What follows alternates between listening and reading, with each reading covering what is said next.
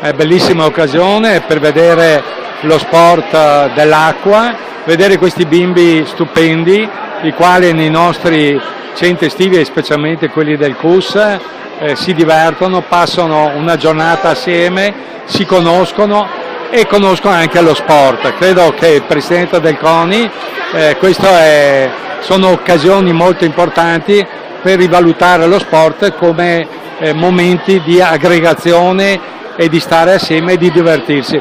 Poi quando saranno grandi potranno diventare dei grandi campioni, quando sono piccoli così è bene che imparino con lo sport a divertirsi.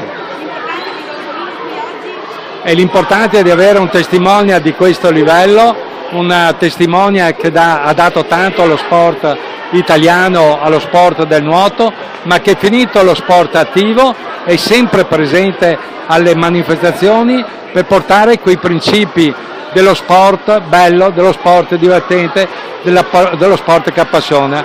Bisogna veramente ringraziare questi grandi campioni e Rosolino in particolare.